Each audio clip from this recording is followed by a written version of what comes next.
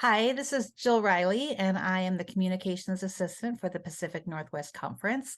And I am really honored today to be able to talk to Jeff Palmberg of Community Covenant Church in the Methow Valley. Hi, Jeff. Hi, how are you, Jill? Good, good. And you live in Twisp, right? I do, yeah. So this is the first place that I have been a solo pastor. Previously, I was 25 years being a youth minister. When I went to North Park University, Mhm. or it was North Park College at the time, and I intended to be an art teacher. But since I was a kid, and saw Mad Magazine and these caricatures that were recognizable of people, but also really fun and funny, that was a real draw for me. And I wanted to take, my natural inclination towards art, and I wanted to do that. I wanted to learn that. So I was kind of self-taught. I found some books um, and then whatever I could find to kind of learn how to do this. The overwhelming majority of the art that I have made and continue to make is caricature art. Mhm. So just kind of the fun, funny portrait, cartoony type of stuff. 2011 or so, I was in a financial situation. Our family had a financial downturn, and some of my employment was reduced. And so it was like, I got to find something to supplement income. And so I decided to be more intentional. In a typical year, I'll probably do about maybe up to 20 projects for people.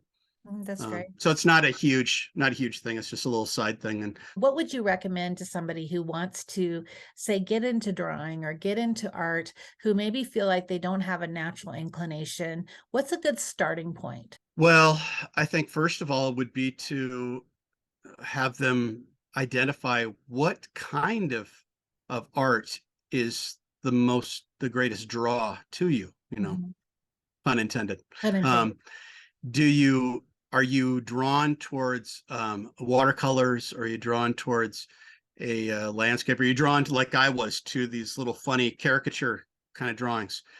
Um, and one of the amazing um, gifts of technology, it's not always great, but one of the things that is a gift is that now you can go on YouTube and you can learn pretty much anything. Yes. They've got tutorials from the very beginning of any kind of style of artistic thing, or building stuff or anything else.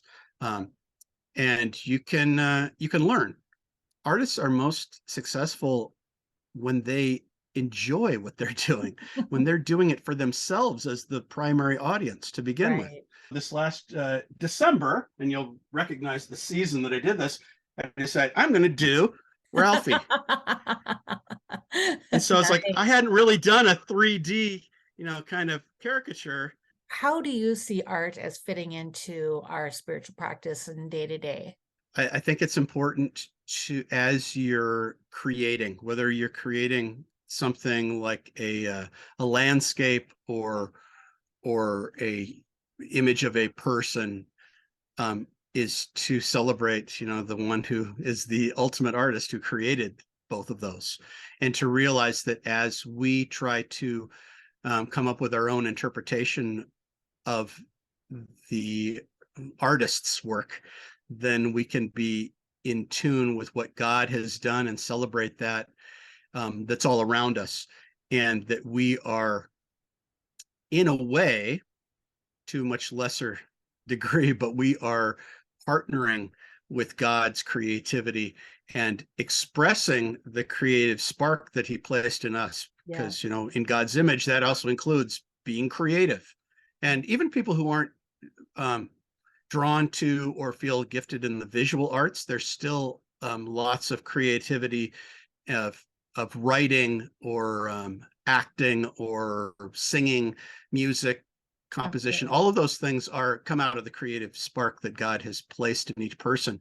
And it's a fun thing to discover that, because undoubtedly there's some folks who go, I don't have any creativity in me at all.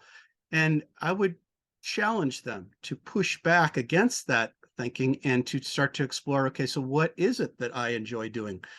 It's the idea of celebrating and engaging and realizing that this is a part of my relationship with God that is able to be expressed in this thing, even if it's not overtly spiritual or religious in what you have created.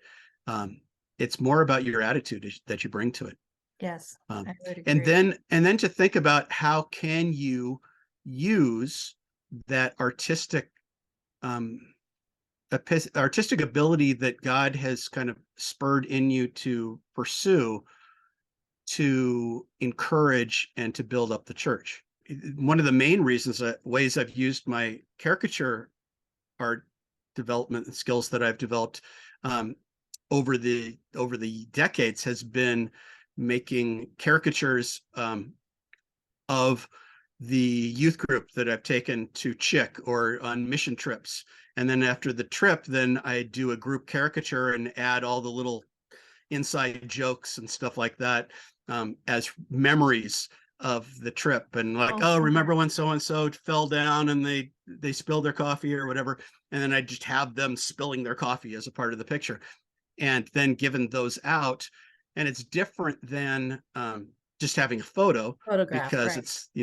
it's everything that's put together with all the little jokes and references and a memory thing. And so I can look at something from a mission trip from 30 years ago and go, oh yeah, I remember I that remember that because of the story. little Yeah. things. Yeah. And so that's a way that I've been able to use it ministry wise as an encouragement and continuing to keep um, that experience alive Yeah. for those students who were on that trip. That's great. Good words. Well, Jeff, it has been an honor to talk with you, and we've been showing some of your art as we've been having this conversation. So I'm glad that you've been able to share that with us.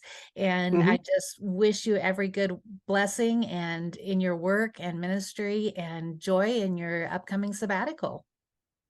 Yeah. And if anybody is curious about seeing my stuff, I'm on Instagram and on Facebook, and it's JP Caricature is uh, Okay, is the little handle there. Yeah. great. Great, great. Well, thank you Sure. so much. Glad to be here.